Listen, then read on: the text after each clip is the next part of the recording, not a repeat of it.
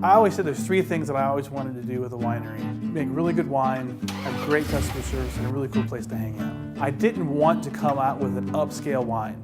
Fruit wines are not an upscale wine. I know that I'm not going to be compared to French wineries or Napa Valley wineries. So I wanted to make sure that the wines that I have kind of speak to what they are.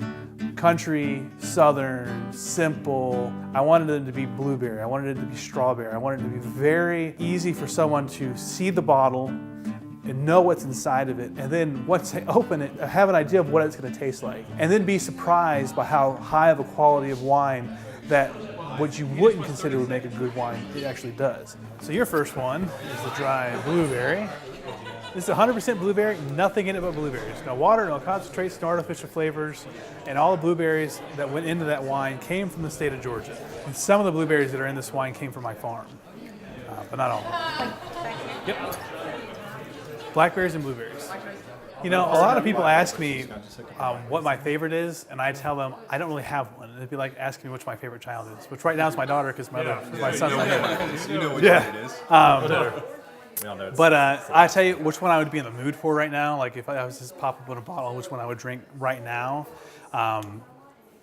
Probably this Bramble & Sam here. The first batch of wine that I made was a blackberry apple wine. It's the Bramble & Sam. It's the one with my dog on it. It's 80% blackberry, 20% apple. Apples take on the flavor of whatever it's being added to. I like the nectarine a lot, though. Do you? The nectarine is very good. It's got a lot of really cool flavors in it, doesn't it? Yeah. It's strong. I like it. It's very strong flavor. When I was fermenting it, I thought during the fermentation process it might take away and be more of a peachy flavor and lose its nectarine quality. And instead, the fermentation process highlighted the nectarine. If anything, if it was gonna taste like a peach, the fermentation process took that away. Over the last 5 years, we've seen a tremendous growth, really in the last 15 years, a tremendous growth in the wine industry.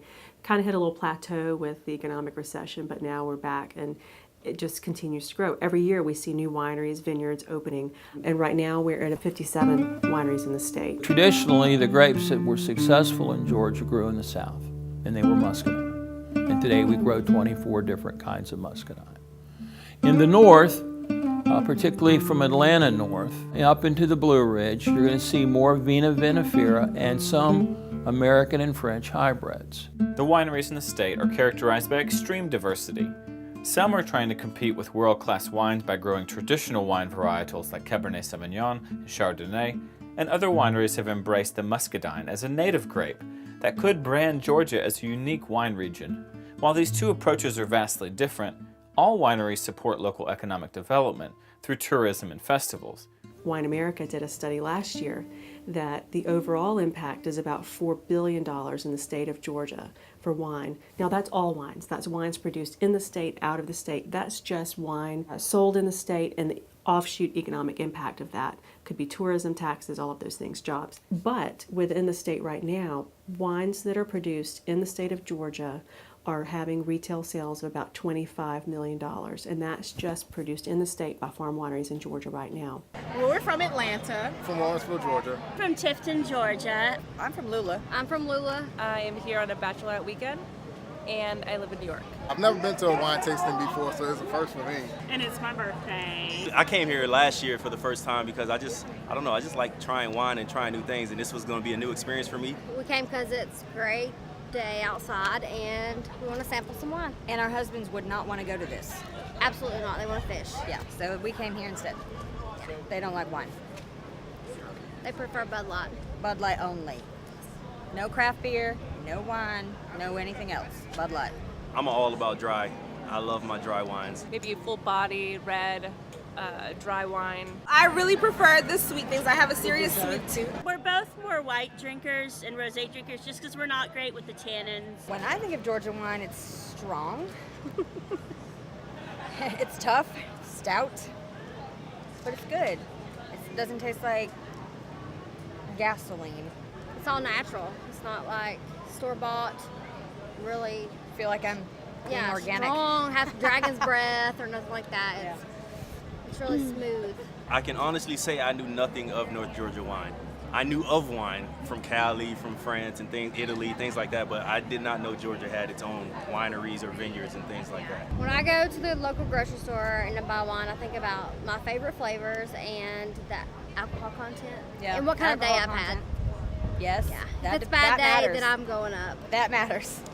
The worse the day, the higher the alcohol content. When you go to stores, maybe because they're small and not as large as other companies, they don't really market out in stores because a lot of these places don't ship or anything, so you actually have to go to their vineyards. And I'm sure like a lot of mom and pop vineyards are like that too. So I just think the marketing isn't there for them, or they don't have the funds to market as much as those name brands. We get wines from maybe 15 to 20 different wineries.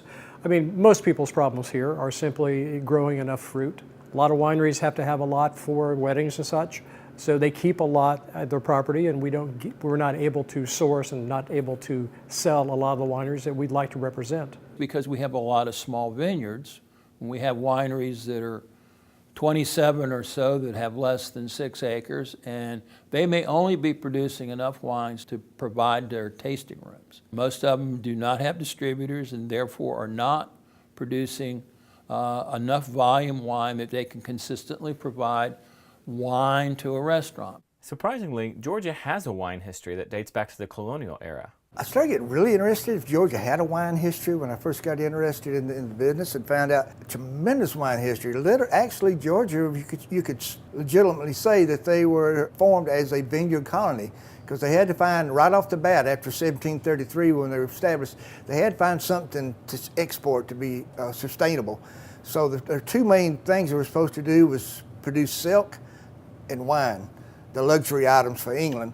And so they got most of their money from Parliament, promising, for the first 8 years, promising to get the wine industry going, because they never did get ready to get going. But it took off after that. By the early 1820s, the best winemaker in America lived in South Georgia, according to all the people around the nation.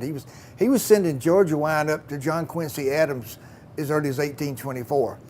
So we've got a long history. By the Civil War, they were one of the bigger great wine producers, and kind of died out during the war. But after that, they got built back up again. By the 1880s and 1890s, the industry had really got thriving again. By the time of Prohibition, Georgia is one of the top 4 wine producers in the entire nation. We were shipping trainloads of grapes and wine to all the big northern cities. And so it was really going good. And in Georgia, in their lack of wisdom, I would say, had Prohibition 13 years before national. And so all these immigrants were here and all this business. They had their own glass factories around making bottles. It was huge.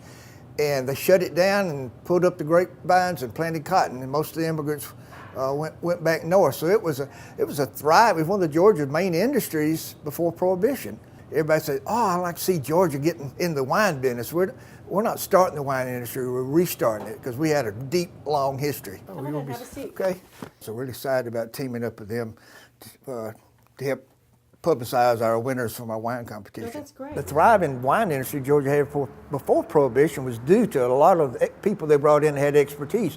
Particularly in West Georgia, they brought in hundreds and hundreds of Hungarian immigrants that had come into Pennsylvania. And they also had a lot of Germans and Swiss. They brought in French winemakers.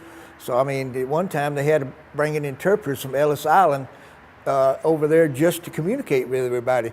And like the 1,000 acres or so of grapes they had in Habersham County, primarily Swiss families settled it. There were big vineyards in South Georgia, like the Tiff brothers in Tifton. They had Italian winemakers and had Frenchmen coming in, and a lot of little towns in South Georgia had as many as 3 wineries. So they all brought in expertise at planting, trellising, and making wine, which nobody here had. So they basically made the industry go. We still have to rely on a lot of immigrant help. There's several of the bigger wineries have brought in European winemakers. I'm originally from Italy. Piedmont is my area. So I have a degree in enology and viticulture from the University of North Melbourne in Australia. A lot of people have to get the immigrant help to help with the harvest, or they wouldn't be able to do it because they really can't get locals to do it. Immigrants that are working with us are very vital, especially at harvest time. When it's time to bring the grapes in, you need to have a lot of people as quickly as possible. The immigrants that have come from Mexico and Guatemala work very hard, actually outperform some of our Americans that we wish would work harder. Maybe they have a different appreciation. It's kind of odd in a way that it depended on the immigrants to start with, and it's somewhat depended on today to get the help and expertise we need. I was wondering, since you specialize in fruit wines, is there some snobbery kind of in the wine community about doing fruit wines instead? Yeah, Really? yeah. There are some wineries that they don't think what I do is actually making wine. It's making fruit juice with alcohol in it. There's a certain prestige in wine, in the wine culture. Wine has been around for a very, very long time, and the staple and the expectation for wine is its grape. You know, Merlots and Chardonnays and Shirazes and stuff like that. So when you come up with a more simpler wine or something that's not made from a grape, it isn't always looked up upon. It's mostly looked down upon as a lower quality wine. And there are certain people who have set certain parameters for what a wine actually is, and fruit wines don't meet those parameters. So it has been difficult to fit into the wine community. When you're young and you're an entrepreneur, you just want to go do it and you think the world is, it's just easy and you can just jump at it and get things going. And it's not that way. The hurdles have been not only endless, but there's been a lot of them.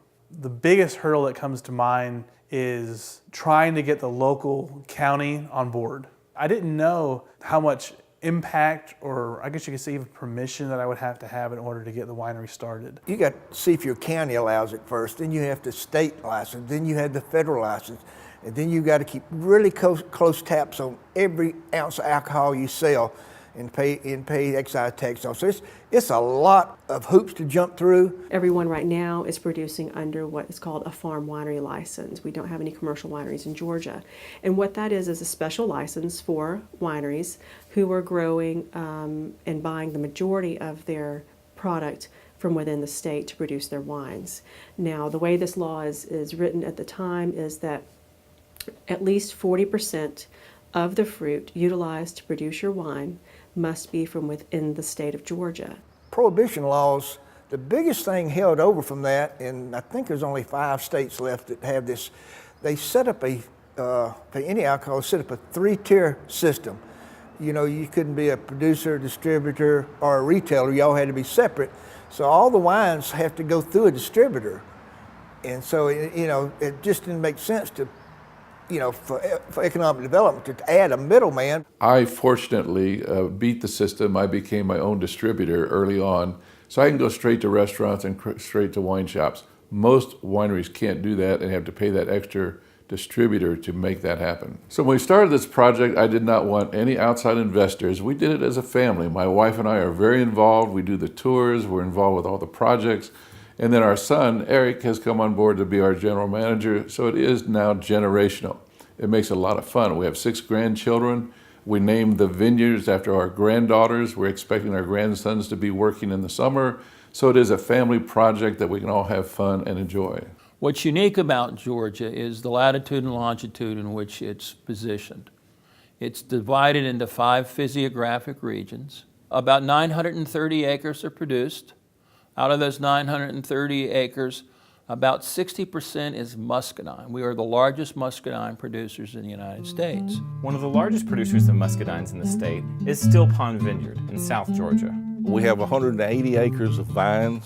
Typically, we'll harvest in the neighborhood of 1,000 tons of muscadine grape. There's a tremendous amount of value found in the muscadine grapes. The only grape that will grow prolifically here in the South is definitely a Southern thing. It's been a secret of the South for many years. Come on, buddy. Hey, Bob. We're getting it out more and more people are beginning to enjoy that sweet, musky taste of the grape that has gained so much popularity here in the last few years. We're very proud of the fact that every one of our wines are single estate. Everything in that bottle, an exception to the flavor-infused wines, the base wine was all made right here on the farm where the fruit was grown. So that's something that we pride ourselves as being a third-generation family business, as being one of the premier wineries of South Georgia to open, and the only winery and distillery here in the state. You want to go take a look at those vines? Yeah, let's go. Our goal here at Still Pond is to provide and take care of our family and friends through this facility here. Generation number 4 is 10 years old here on the farm now, and hopefully he can continue on with that should he so desire. But we're not here to become millionaires. We know that's long since gone past. We like to eat, we like a good roof over our head, and we'd like to maintain and provide a good life for everyone here associated with us. The muscadine is sort of like the catfish in the South. At one time, the catfish wasn't high on the list for seafood. Once you take them out of the environment, do something different, they're the greatest seafood. So also with the muscadine, when people get a quiet taste for that particular muscadine, or whatever the case might be, you can't find that taste nowhere in the world. You can only get it out of the southeast part of the United States. When you think about the South, then you find the muscadine as the symbol of the enology and the viticulture in the South. It's a link unique in the world, where a variety is actually native from the place, didn't move anywhere else, but is cultivated there, made into wine, and consumed as a wine and as a grape. So when you taste muscadine wine, I would say when you smell muscadine wine, you smell the fresh grapes. Varietal notes that are in the grapes that never change and become exactly the same, rest the same into the wine. Most of these notes are grassy notes, pineapple notes, mango notes, passion fruit, exotic together with something herbaceous like the grass. When I came to Georgia, everybody thought that muscadine is a bad wine, because it's cheap to grow, and therefore the winemaking technique that was applied because it was cheap to grow was also cheap winemaking technique. Well, if you apply a cheap winemaking technique to a Chardonnay, you will have a bad Chardonnay. If you apply a premium winemaking technique to muscadine, you will have a great muscadine wine. When I started to point in my all energy into making high quality muscadine wine, I experimented in different sugar level of the finished wine. Well, those wine was sent to the major wine competition in the country, where panel of judges are just blindly judging wine, okay, in each category. And this wine from muscadine out of Chicago, San Francisco, San Diego, etc., etc., they were coming back with gold medal, with best of class, with double gold. The assumption of muscadine being for not real wine drinker or not real wine connoisseur is just because even the real wine connoisseur, they don't know muscadine, or they are too close into what a wine should be that they don't actually judge it for what it is. Because if they do, they'll find a lot of good benefit and feature in that. One of the first comments is when they taste our muscadine wine is that, oh, it reminds me of my grandma. And then they start thinking and they go back, oh, actually, yes, in the backyard we were picking the grapes and the grapes just tasted like this wine and is actually the same sweet level, the same flavor. That's exactly what muscadine is for the South. Is a feeling, is a relation, is a memory. The reason I don't like muscadines is because to me, it smells like feet. I'm from Michigan, I like cherries. I don't like muscadine. It just smells weird and it affects the flavor to me, the smell. I love muscadine. I grew up here eating it on the weekends, picking it off the vine, That's I did something we did as a child, so I think it's a great flavor. Some vineyards emphasize muscadines because they are native to the state and are adapted to grow here. Others attempt to grow the classic vinifera grapes that can only grow up in the mountains. When people think of Georgian wine, they think of muscadine wine. They don't think of Cabernet Sauvignon. So for us, it's been a challenge reaching the wine consumer and basically saying there's more to Georgia than just muscadine. There's nothing wrong with muscadine wines, and people love muscadine wines, and that's great. But for us, we're going after more of the fine wine consumer and folks that are into French wines and wines from California, and showing that we can grow those same grapes here in Georgia and we can do it just as good as they can. We're just now starting to kind of turn the corner and turn some more heads and get more folks up to see what we're doing. And more folks are getting really excited about what they're tasting. Georgia has a stigma about it. No one expects the wine to be good. So when people come on up, taste our wine and actually walk through the vineyard and experience it, they're pleasantly surprised at, oh, wow. And we can tell a big difference in quality in the Georgia wines, especially in the last 6 or 8 years. We can produce some excellent wines and do that in a blind tasting you would be hard to compare. This year we sent our wines to the San Francisco Chronicle Wine Contest, which is the Super Bowl of all wine contests, and we got back 4 wines that got gold medals. We were excited. We entered a lot of competitions each year: San Francisco Chronicle, San Francisco International, Los Angeles International. Those are probably 3 of the most prestigious in the United States, and we always send our estate wines that we've received over 200 medals. I'm the only winemaker east of California that has taken double gold, best of category, for white wine, red wine, and sparkling wines. Several wine shops told me that Georgia wines aren't their best sellers when compared to national or international wines. However, customers seem to really enjoy the experience of visiting a winery and enjoying the scenic beauty. Some of these are as beautiful as you would experience if you're going out to Napa Valley, and we've been out there probably a dozen times or more. When a customer drinks a bottle of wine and they look at the label and it says Georgia on it, then you can be guaranteed that has at least 75% of Georgia produced fruit in it. That's a federal law. Obviously the focus here is on our estate grown wines, but there is a need for out-of-state fruit. Acts of Mother Nature, things that happen on at least 4 or 5 different occasions. We've pretty much lost all of our fruit at freezes or frosts. We have a frost protection system here. We have to be, looking at it overnight. Sometimes we may have to come in at 2 a.m., 4 a.m. So some of the weather challenges we face as grape growers in Georgia is the threat of spring frosts, which can reduce a crop. And in addition to the high humidity and the hot temperature, fungal diseases are very prevalent and pervasive. And that hot, humid weather exacerbates the fungal diseases we see on our grapes. So we have, supplemented with some out-of-state growers. Those wines stay completely separate from our estate portfolio, and we actually have different labels for each of those bottles of wine, to kind of keep them separate so the consumer can easily know which wines are from the estate and which wines may have a blend of some fruit from out-of-state. Yeah, definitely poor fruit set due to the weather this year. Yeah, it rained too. A few of our blocks. So I've seen that in a pretty good bit of our blocks. Poor fruit set? Yeah. Well, it rained for 2 weeks around bloom. We can increase crop in some cultivars, like Petit Mansing, that's already a low yielder. We increase yield over at Carl's place, over at Stonewall, by 40%. While many producers are forced to purchase fruit from other growers in and outside the state, some vineyards emphasize estate wines, which are made entirely from grapes grown on their property. These wines have the potential to be more distinctive than store-bought wines. I think what's amazing about what we're able to achieve here is the fact that we're sending these wines off to California to some of the most prestigious competitions in the world, and we're able to take these double gold medals and best of categories with fruit that's grown in Georgia. It's one thing if you were to bring the grapes from California, make the wine here and send it back. To me, there's really no point in doing that. So we only send our 100% estate grown wines from Georgia off to these California competitions.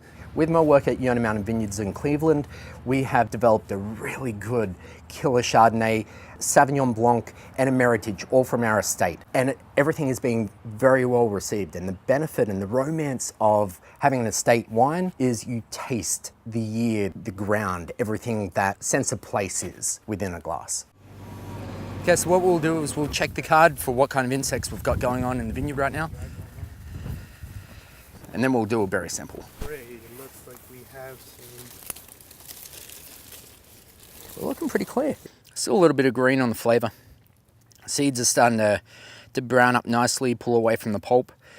And we're getting some coloring as well, which is nice. So based on what I'm seeing and what I'm tasting right now, I'm going to say that we're probably 3, maybe 4 weeks out from harvest, where sugar's getting up there, the phenolics are starting to taste where they need to be. There's no rot, which is fantastic. What I want to do is I want to ensure that we have these hang for as long as possible to ensure the phenolic ripeness. So the flavor compounds end up becoming no green, no grassiness. Yeah. I just want to ensure that we have as much fruit flavors, the black fruits, the red fruits that we can possibly get out of this block. Oh, it is looking good. Nicely exposed. Okay, we've got enough. Let's go do some testing. Where do you think we're at right now? I think we're going to be around 20 bricks. I think the pH is going to be a little higher than what we're actually anticipating or needing. I'm guessing 19, 20 in the bricks and the sugar, 18.3. So not too far off. And then we'll check our pH levels. And I want to say we're probably going to be 3738, 3.69. I'll take it. So 3.69 and 18.3. That's not bad. So yeah, we're definitely 3 to 4 weeks away, as long as it doesn't rain. She's alive. Every year is different. This year we had heavy rain during flowering, which impacts the fruit set, and therefore we're down roughly around about 75-80% on our fruit this year. So that's given us, you know, last year on one block we had 8 tons. This year we're down to around about 2 ton. So that really impacts our financial base. 2018 proved to be a difficult year for many wine growers in Georgia, especially those growing the vinifera grapes in the north. The heavy rains in April determined the fate of the harvest in fall, which produced low yields for many growers. Despite the difficult weather conditions and the cumbersome Georgia laws, what continues to be remarkable about wine in Georgia are the people who pursue their passion for growing vines. It's the people who make Georgia wine interesting, their stories and their dedication to making a quality glass of this ancient beverage. And every winery that opens up adds to the story of the rebirth of Georgia wine. I would say my ultimate goal is to be able to leave my legacy to my kids, to leave this winery and give them an opportunity that I didn't necessarily have. I think that would be the ultimate goal for me, and to be able to give it to them in a condition to where they can take it and grow it tenfold from where I'm at now.